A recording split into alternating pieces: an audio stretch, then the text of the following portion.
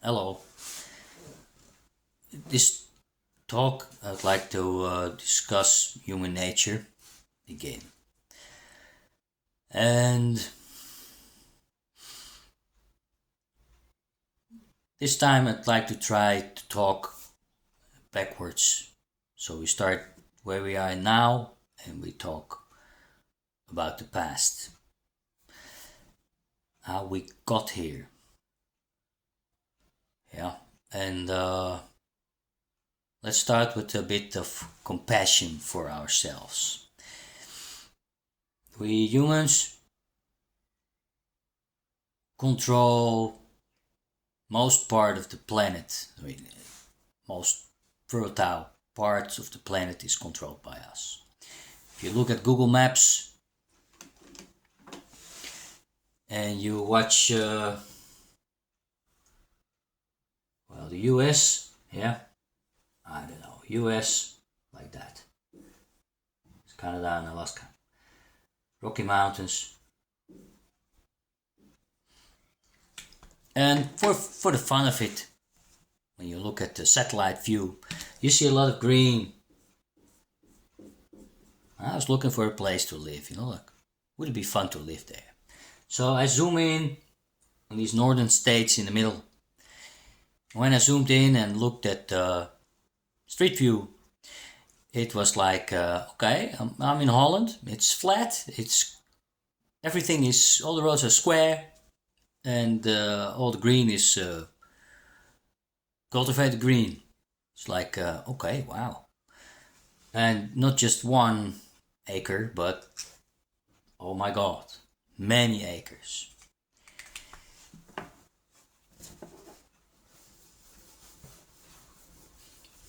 I zoom in on Pakistan just for the fun of it, reading about the Indus Valley civilization 4 or 5 thousand years ago, something like that. Yeah. Um, you have India. You have here's Pakistan, and you've got lots of mountains here, some desert there, and here's this big river, the Indus River, and you have I don't know, more than 200 million people living in Pakistan. Many more, but still lots. And if you zoom in on this green part, where from satellite view it looks green, it's all controlled. Nature, it's all human controlled. It's crops, crops, crops. The whole thing. It's like, oh my god. So,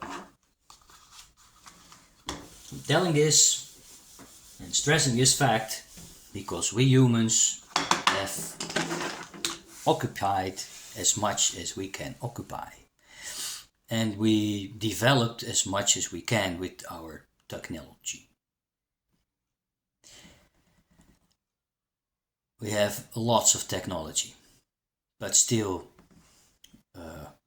as we all experience with climate change, if it rains too much in one season and too little in the other season, then you have trouble, or the plants have trouble to grow, and you have trouble with your food supply and your water supply.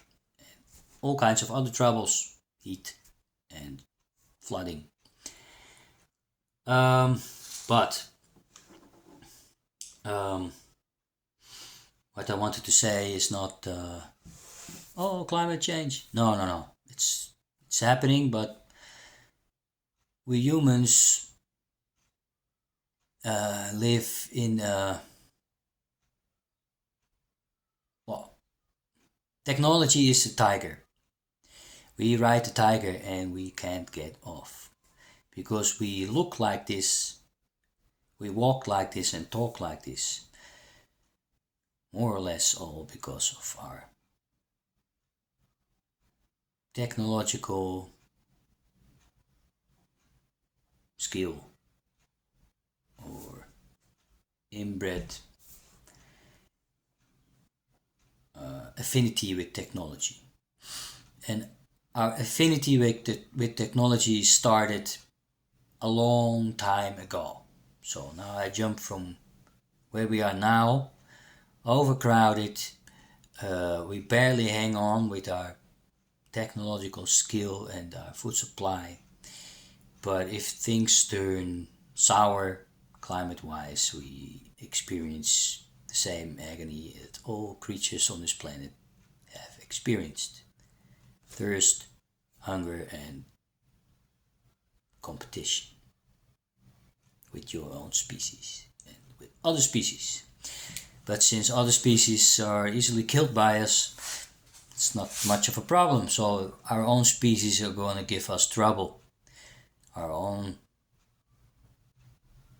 family members who look different, talk different, and are not so different.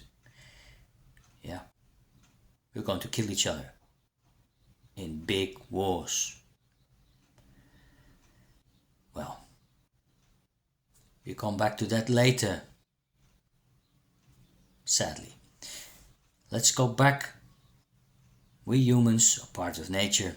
Our nature is given us and we walk and talk with it.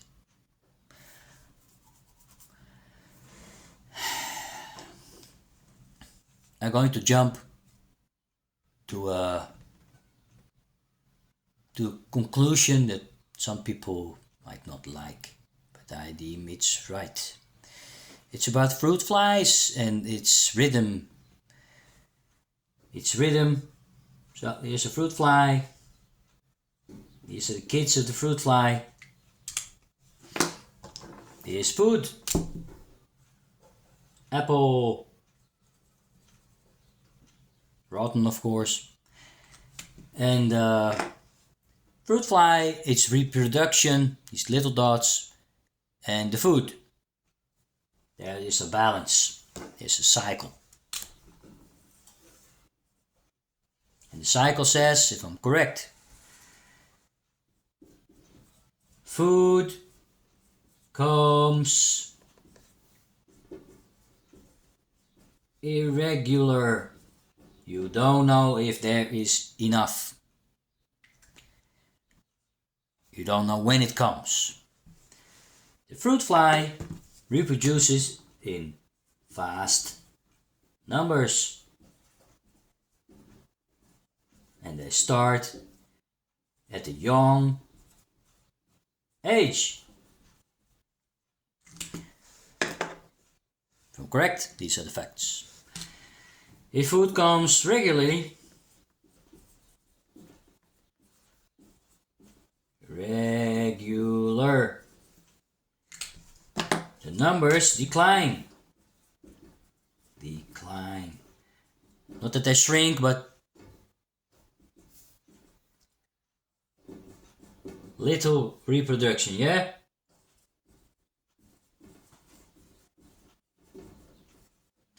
And they start at a later age.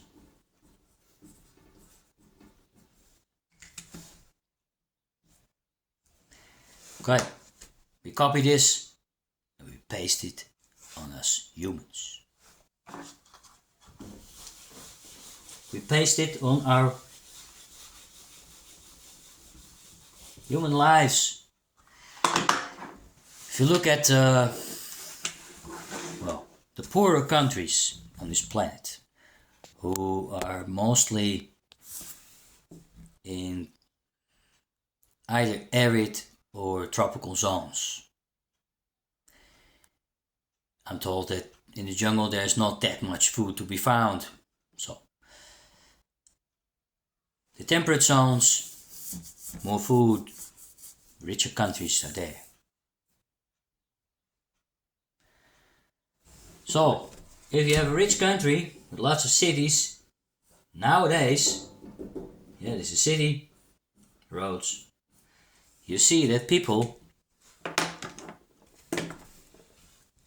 get 1, 2, occasional 3, or 0 kids, and they get it later in life. I was 35 when I got my first child. not 20. I was 35. So in these poorer countries, and they call it the third world countries, okay, they get lots of kids and they start young. So if 5 out of 10 kids die, 5 still remain. You're successful and life continues. Yeah. I think it's a fact. So we are nothing special here in these cities. We just do as the fruit fly does. Somehow there's this inbred balanced thing. Okay, lots of food, lots and lots of food. Okay, you get less kids. Start later. Yeah. So, one thing to think of, and don't get me wrong, please. You have this famous symbol, the yin yang. Yeah. The good in bad and the bad in good. So, if there's hunger in Africa, you know where I'm going, right? Still, I have to say it. Africa, as it is now, and there's hunger in Africa. Yeah, almost anywhere in Africa. And you give food to these people, you get more kids. The kids stay alive. So there's more mouths to feed. It's not that their lives get better, not at all. The population pressure increases it's crazy.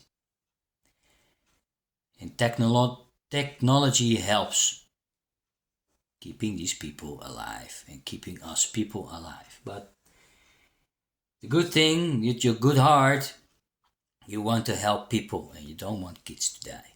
You don't want mothers to dry up so they have no more milk to give. But the rhythm now is lots of kids, lots will die. You start with a young age, getting kids. Yeah. So if there's food coming from the good heart, food's coming. You help with technology. That's good. That's structural. If the technology remains. But it's a downside to it. We'll come to that later. The bad thing is that these people stay alive. And there's more people and the pressure remains. So it's postponing of the inevitable. There are too many people.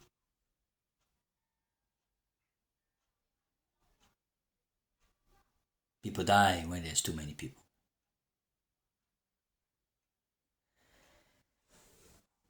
And let me get this straight, please.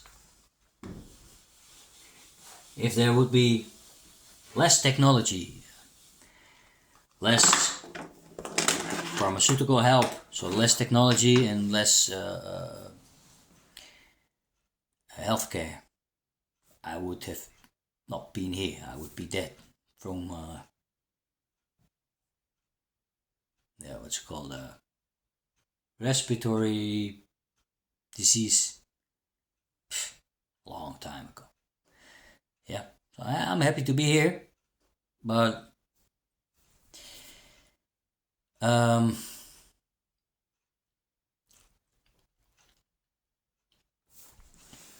if we humans are with our technology,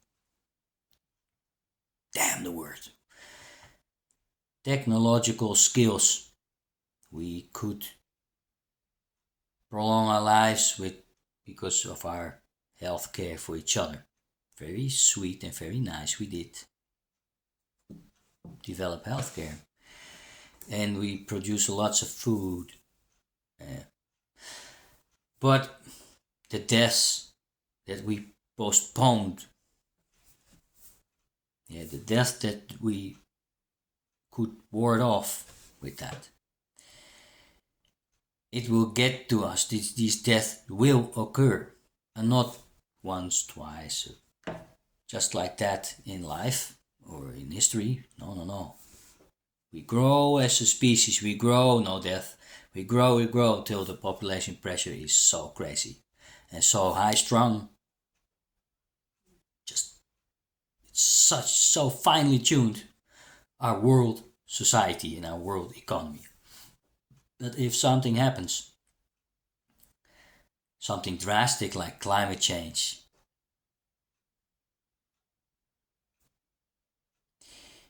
we have trouble with water, heat, flooding, and the plants have trouble with growing, and we have trouble with eating them because they're not there. So people will die of thirst, hunger, and war. We will kill each other.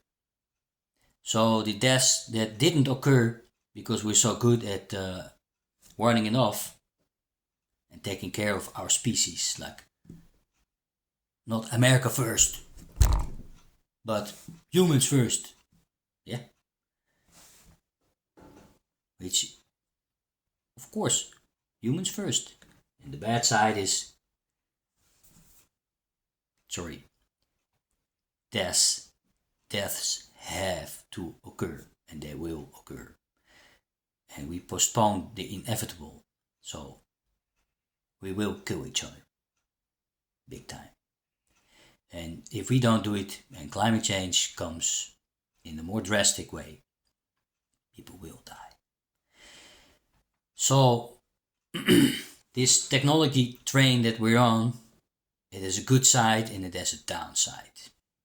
And we should think ahead and know our nature and know that our inbred nature, just like the fruit fly,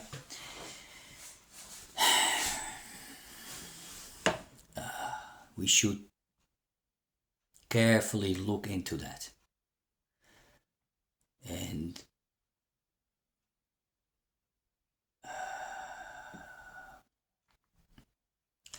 we should, and the politicians don't say it because they don't dare, but we should get less kids. 2, occasional 3. But if everybody gets 2 kids, let's see what happens. The one-child policy from China, which was a brave act. Actually, they were the only ones who tried to control their population like that. As a downside, it backfired because there's little young people and there's lots of old people. And who is going to take care of these old people, if not younger people? So it's bad for them. I hope they get the way, they find a way around that problem. Yeah. But everybody in a wealthy, rich society should think about 4 kids is not good. They have to live somewhere. They have to eat something. Population pressure. It's here already, people. And with our technology, like precautions not to get children, it can help.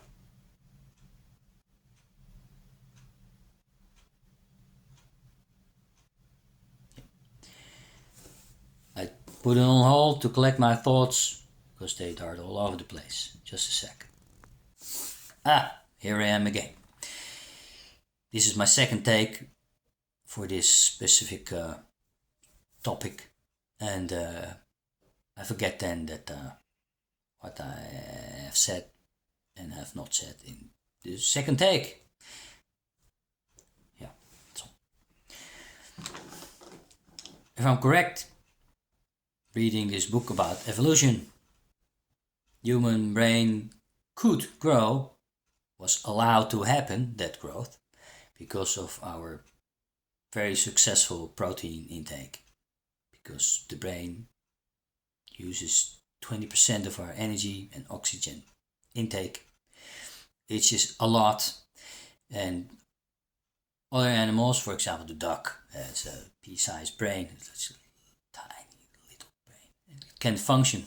And the ratio brain and body in the duck is very different from our ratio. We have a overly large brain. We are freaks of nature, we humans.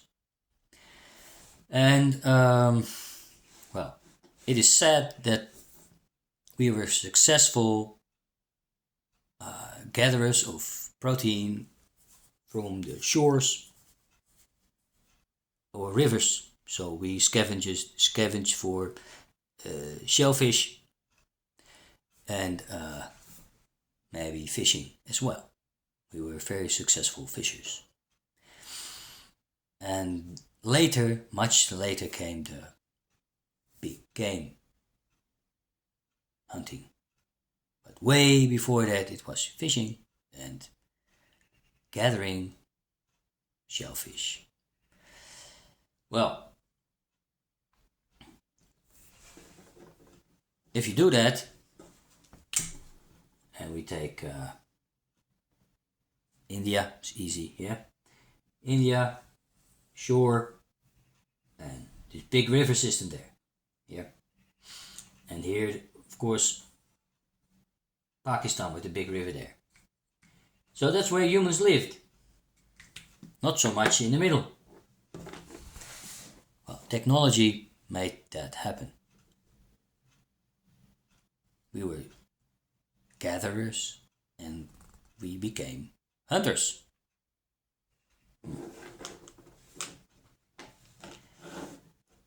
Well, not only that. That story is known. But we also started to cook food. We did that, if I'm correct, 700,000 years ago. It was already,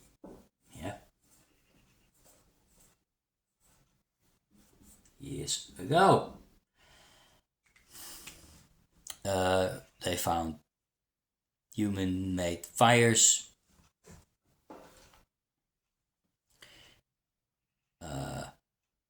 And fish was cooked on those fires. Oh my.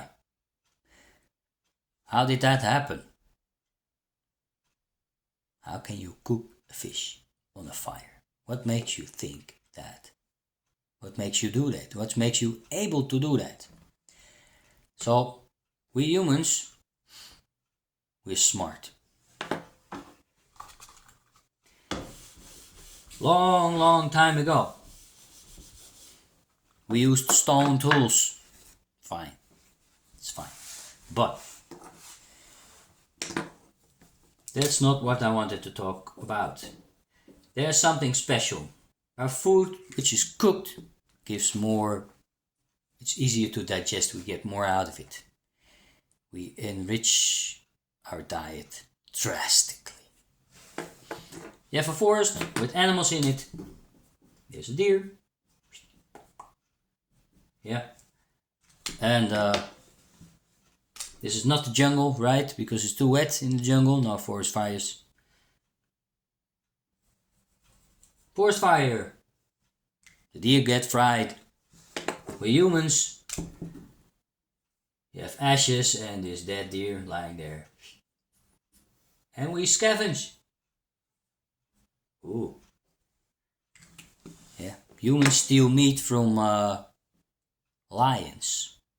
There's this film, you can watch it, where some Maasai brave just walks up to a group of lions, grabs the leg of a zebra, walks off.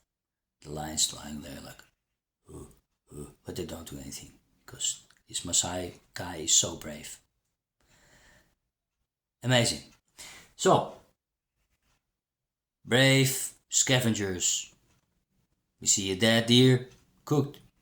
Well, we try it. It's good. You learn. So, burnt meat is good. Tastes good. Feels good. So you might on purpose set a forest on fire. That was way before slash and burn was invented. I'm talking about millions of years ago.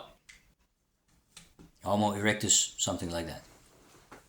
So you set a forest on fire on purpose because you want the animals in there. You don't have to catch them. They die. You eat them cooked and ready.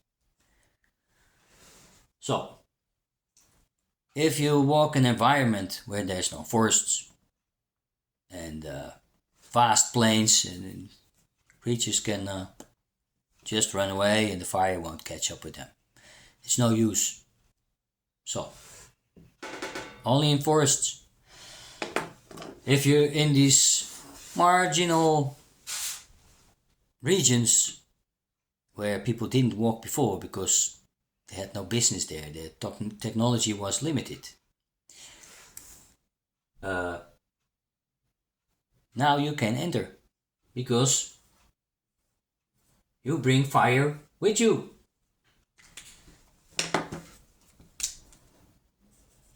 Yeah. And together with your hunting skills, I don't know what hunting skills, either by spear or traps, whatever. You catch a pig and you cook it. So you get this highly nutritious stuff. So for us omnivores, we're not that carnivoric, yeah? For us omnivores, we eat a lot, we should eat a lot of plant life. We're crazy about sugars. Plant life, sugars. This helps. So we thought, we developed, and we could think and develop. It's some self-fulfilling prophecy. That rhythm, food, the growth of the brain, thinking, the brain demands more food because you think more. So here we are with our bodies, looking like this. If you look at the monkey, yeah, the skull stops here and goes backwards, and this whole top thing is not there. We are disfigured monkeys. But okay, we're humans. We're here, looking like this and doing like that. And well, technology developed over time. And we, as I said before in the other movie, now we make bodies who do the work for us. And we put oil in it, or uranium, and the bodies move and function. They can do all kinds of work for us. We even make thinking machines. We make artificial brains now, who do the thinking and computations for us. They can even talk, these artificial brains. They almost have a soul. I think the Bible warns about it. But yeah, in the Revelation of John, yeah, we make thinking machines. And we are dependent on that now. We are dependent on the technology made by our own two hands. Yeah. And the way we started thinking, controlling stuff, yeah. And we thought lots of stuff. And one of the things that changed our lives, well, in the most drastic way, was agriculture. Well, hunter-gatherers moved with the seasons. Okay, so you let's say summer, you move up north or up the mountain. You have winter, you go down south, and you find plants here and plants there, and animals here and there. So you move with the seasons up and down. Or dry, wet. You move around. Yep. So you find corn, grain, plants you like. You gather them. You cook them. We already knew how to cook them. We made, even hunter-gatherers made pottery to carry with them to cook. It's very good. Or to haul stuff. So, this thinking we developed, it's like, okay, we travel around, yeah? This circle. And every time you come across that, you gather it, you eat it. So maybe someone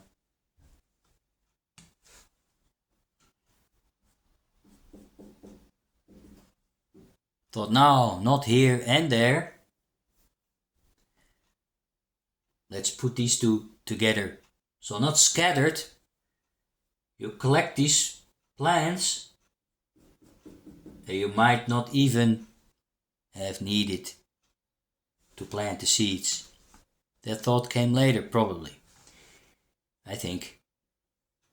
You take the plants from the ground with roots and all. You don't kill them.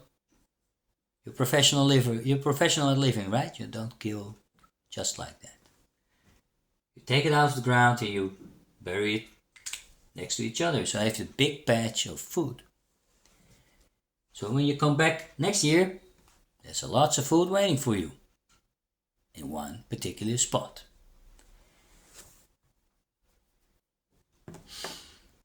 Well, lots of animals come. You have the deer again. Well, it's nasty. They eat your food. Food you want. But it's domestic. The plants you put together there, it's your plants. Yeah. It attracts animals. Well, it's bad that they eat your food, but it's good that it attracts animals. That's nice. You can find these animals together with the food you like. 2 kinds of food, 1 place. Okay, let's stay in that place. You stay there. Then, if you stay there, so here's your hut. Sedentary life starts. You start to control your environment. And people did not control the first animals, sheep, I think. Yeah. Like that. Up. Or goats, I don't know, one of the two. You don't control these animals by violence. You make the young, the lambs, the children. You hug them. I'm not kidding. They do that in reindeer country in Siberia. The reindeer young get hugged by the women of the tribe. So they get used to humans, and the humans are nice. They stay with you. They're used to you. They follow you. And when the first mother and father, who were wild, are eaten and their young are used to humans, through and through, they stick with you. You have to hurt them though, but they stick with you. So that's how you live together with animals, not by force or violence. by being nice and milk them and kill them without them really realizing it until it's too late. Yeah. So, agriculture, herding.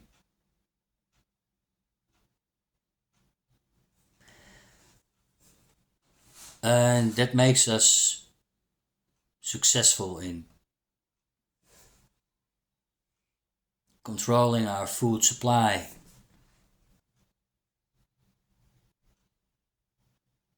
But the population exploded because we didn't learn how to control our population growth at the time, and we still do not. We haven't learned to control our population. But well, enough about that. I hope I made my point by stressing that we are not evil. We had this rhythm of getting smarter and being able to get smarter. We were allowed to get smarter and to control it. Like the famous book says, we were allowed to dominate animals, to make them our servants. But there's always a limit. Yeah, so if we look ahead, what do we want as humanity? We want this cycle of growth and decline to repeat itself with all the misery involved. Or do we accept a little or some misery once in a while and remain in balance, true balance? Okay. Thank you for watching. There's one more thing, it's really the last. I hope I can draw it again.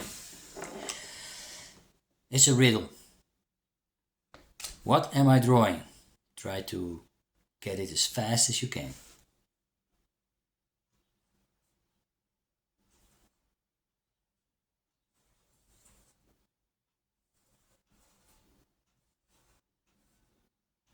No, it's not someone depressed. It's not looking nice, no.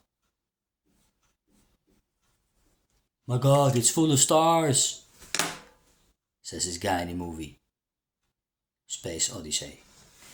There also occur these creatures like that. Yeah, I'm not kidding you. On the couch, like that. My goodness.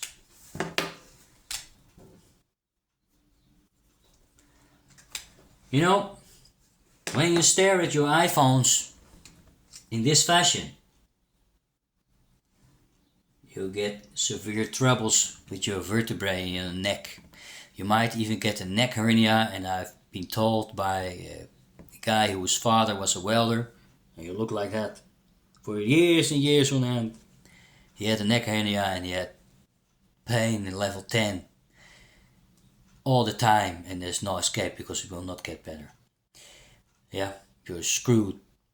So, please, youngsters and millennials, beware of your posture. Don't ruin your necks. Please. Ruin your shoulders. Yeah? Hold your phones like that. Yeah. You got shoulder pain. Yeah? Muscles. Too bad. It's better than ruining your necks like that. Yeah? Okay. Thank you for watching.